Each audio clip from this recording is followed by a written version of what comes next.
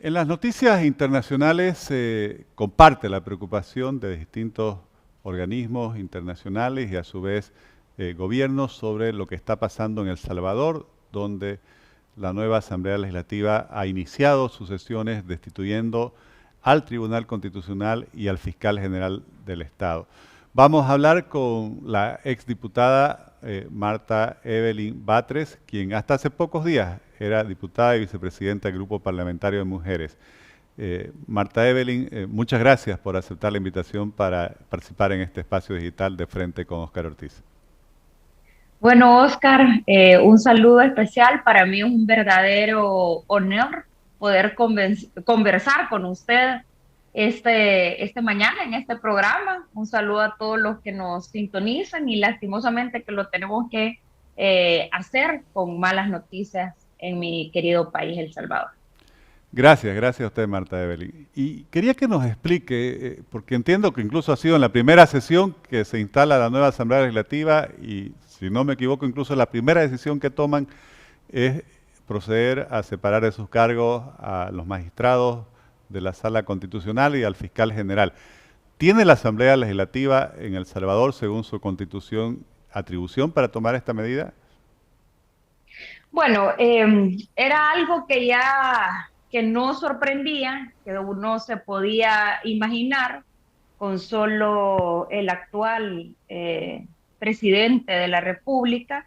Eh, Precisamente eso era lo que querían, una mayoría arrasadora. Los salvadoreños le conceden ese poder, digámoslo así, ciudadano, a través de la elección el pasado 28 de febrero, y es así como ellos resultan prácticamente con 64 diputados porque se alían a ellos otros diputados de otros partidos políticos. ¿Cuánto es el total Entonces, de diputados? son nosotros acá tenemos 84 Ah, diputados y ellos tienen 64 diputados electos. una amplia Entonces, mayoría. totalmente, o sea, de algo que jamás en la historia había ocurrido. Usted en una votación, en una mayoría simple tiene 43 votos, en una mayoría calificada tiene 56 votos, y ellos solo, el Partido de Nuevas Ideas, saca 56 diputados, pero los partidos aliados que se lo unen, pues logran los 64 votos de 84. ¿Qué es lo que ocurre el 1 de mayo? Según la Constitución de la República, tienen que instalarse formalmente la Asamblea Legislativa, toman posesión los diputados y pues hasta ahí. Ellos venían anunciando de que del 1 de mayo ellos se iban a instalar, no iban a hacer acto popular, digámoslo así, de una toma de posesión, sino que iban a empezar a trabajar. ¿Y cómo empezaron a trabajar? Pues obviamente a través de la destitución de los magistrados de la Sala de lo Constitucional de la Corte Suprema de Justicia y en un segundo acto del fiscal general de la República. Nuestra Constitución en el artículo 186 establece la forma de elección y de destitución de los magistrados, y son acciones previamente establecidas por la ley. Incluso habla este artículo que la elección de magistrados tiene que venir de un listado que previamente tiene que establecer el Consejo Nacional de la Judicatura, que es quienes propone quiénes serían de un listado, de una evaluación, quienes pudieran ser magistrados, emite un listado, y de la Federación de Abogados, ya lo establece la Constitución, que se llama FEDAES. De estos dos listados es que ellos pueden escoger quiénes pueden ser magistrados a la Corte Suprema de Justicia. Ya el 186 de la Constitución lo establece, y también incluso este mismo artículo establece las garantías constitucionales que los magistrados deben de tener para poder ejercer sus funciones. Cuando ellos toman esta decisión arbitraria, no establecieron el debido proceso que ya establece la Constitución y la ley secundaria. ¿Y cuál es? pues obviamente que cualquier persona en un proceso judicial, sea magistrado o no, debe ser oído y vencido en juicio, ¿verdad? Y en este caso no ocurrió. Los magistrados tienen fuero, ¿verdad? Y este fuero también obliga a que cualquier proceso de destitución se debe de llevar un debido proceso y en este caso, pues, lo primero que debería de ser es el antejuicio para proceder al desafuero. Pero ni eso procedimiento ellos establecieron a la hora de la destitución, sino que simplemente introdujeron una pieza de correspondencia, pidieron una dispensa de trámite y dijeron, miren, queremos destituir a los magistrados de la Sala de lo Constitucional, a los propietarios y a los suplentes, y así, de un solo golpe, pues los destituyeron. Marta Evelyn, Lo ¿y mismo el cuáles son fiscal las general. consecuencias de esta destitución arbitraria sobre la institucionalidad democrática salvadoreña? Bueno, bajo todo el punto de vista, Oscar, es una acción antidemocrática, inconstitucional, así arrancaría yo, inconstitucional esta decisión, es un golpe a la democracia, un revés a la institucionalidad del país y un reto al sistema democrático. Estas acciones y estas consecuencias, pues obviamente solo vienen de un dictador y es lo que ha ocurrido aquí. Las consecuencias de esto pueden ser muchísimas y graves para los salvadoreños. Mucha gente siempre piensa de que la población no se pone a pensar que el golpe a la institucionalidad, que la falta de democracia, esto se traduce precisamente en falta de inversión, falta de oportunidades, más pobreza para el país, falta de ayuda extranjera también. El Salvador, la enorme parte de su economía, o sea, más de lo que produce, es a través de las remesas familiares. Tenemos alrededor de 3 millones de salvadoreños que viven en Estados Unidos y que uno de los países que más se ha pronunciado ante este golpe letal a la institucionalidad democrática de El Salvador precisamente es Estados Unidos. Esto no provee de garantías a la ciudadanía. ¿Y por qué lo digo así, Oscar? Porque esta acción que han realizado el presidente, porque esto no es una acción de la Asamblea Legislativa, es con el mandato del presidente Bukele, lo que ha hecho es dejar sin garantía a la ciudadanía de las acciones. Y es a través de un revanchismo político lo que ha ocurrido, porque hay un trasfondo de esta decisión y es un tema político y no un tema de carácter legal o institucional. Marta Evelyn, el presidente Bukele ha declarado, posterior a estos hechos, que vienen otras destituciones. Y ya se viene comentando en círculos internacionales que siguen la realidad salvadoreña del peligro de que con la concentración de poder que ha logrado y puede todavía seguir logrando el presidente Bukele por esa gran mayoría que tiene la Asamblea Legislativa, se pueda instalar en El Salvador un régimen autoritario, incluso algunos hablan de ruptura del orden constitucional. ¿Cómo ve usted? ¿Existe este peligro realmente? Bueno, de hecho, Oscar, con esa acción del 1 de mayo ya tenemos una ruptura constitucional, eso es evidente. Y no empezó, si lo vemos así, no empezó con otras elecciones de segundo grado. Aquí falta el Procurador de Derechos Humanos, falta la Corte de Cuentas, que es la Contraloría de los recursos del Estado, de los fondos públicos, obviamente. Estos son los puestos que quedan pendientes. No sé si incluso se va a atrever a quitar a la Procuradora General de la República también, que son elecciones de segundo grado del Ministerio Público, sino que se fue a la yugular del tercer órgano de Estado, que es el que también permite un equilibrio, un balance de poderes, como es la Corte Suprema de Justicia. Entonces, se fue a la yugular de las acciones y así arrancó. Cuando él amenaza a través de Twitter, porque obviamente él gobierna a través de Twitter, dice, y esto falta porque no son todos.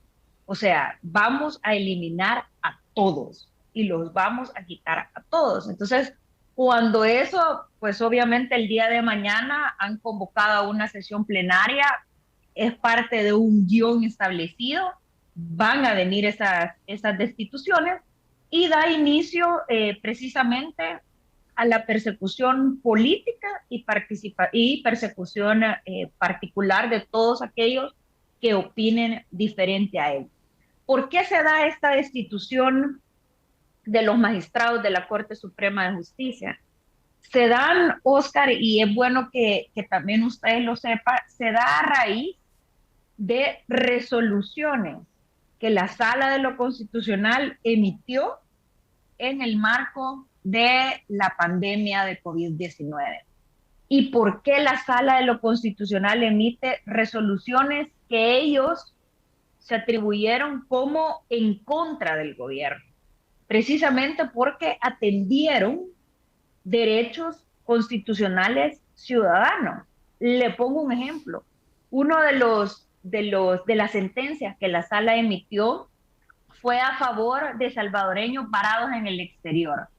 Acá hubo un caos total en la manera en cómo se manejó este tema de los varados, o sea, gente que venía sobrevolando, dieron la medida de cerrar el aeropuerto, no les permitieron entrar, hubo un desorden, mucha gente incluso se contagió por estar con otras personas que eran positivas a COVID, gente que murió encerrada porque se hicieron centros de confinamiento prácticamente acá y mucha gente murió a raíz de eso.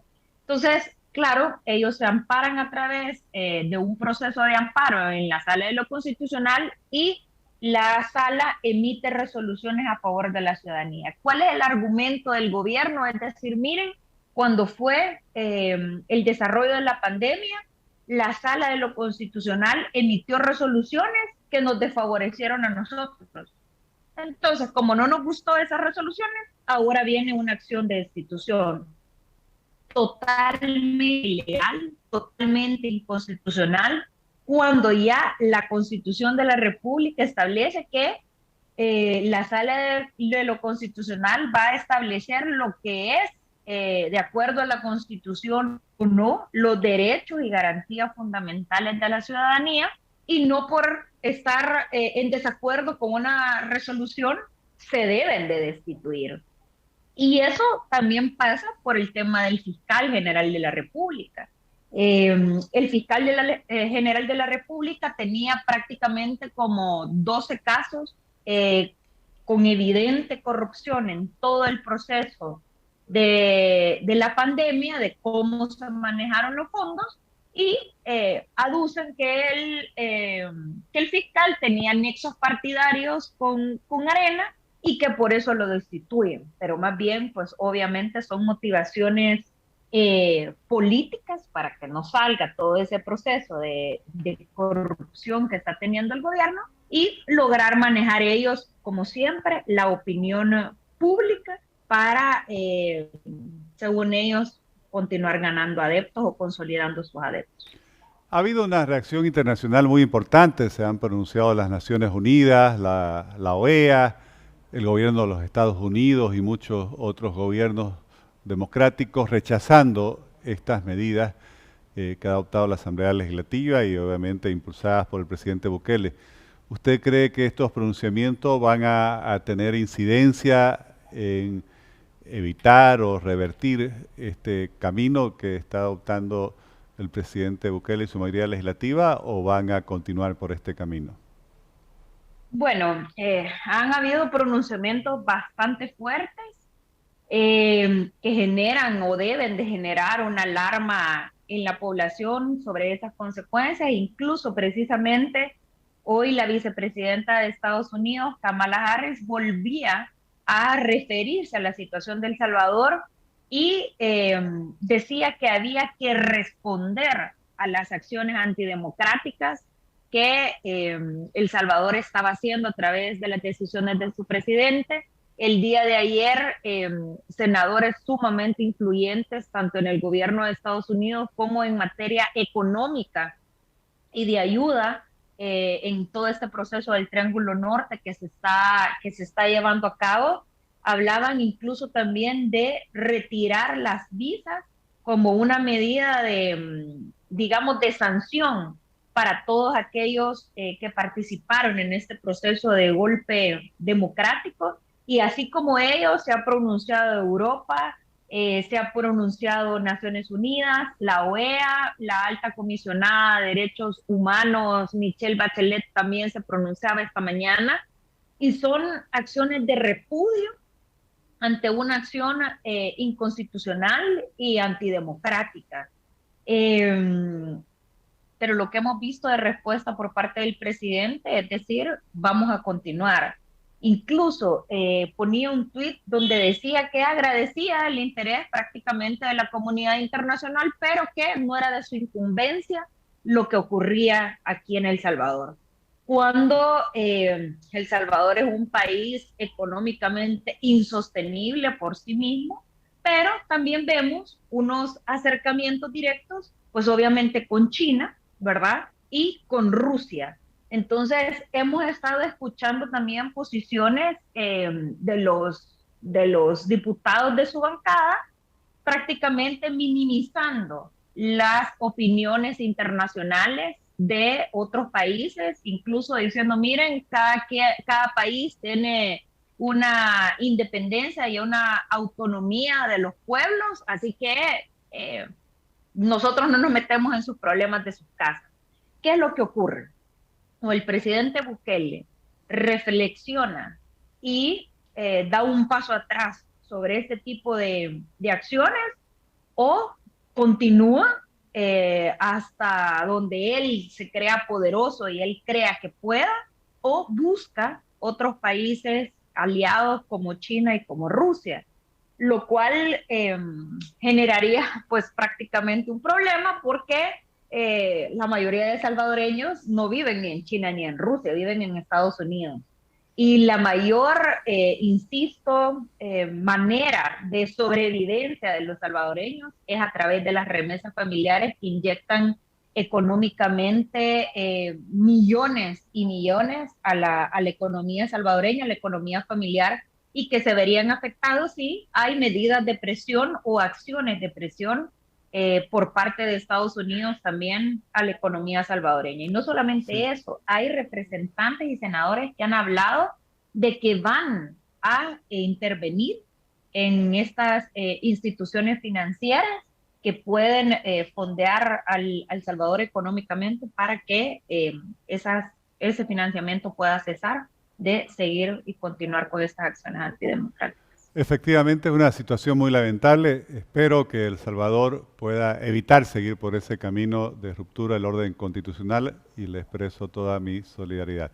Muchas gracias por habernos compartido su análisis, su conocimiento, su vivencia, lo que está pasando en su país. Gracias, Marta. Gracias, Oscar. Un abrazo a todos. Un gusto. Muchas gracias.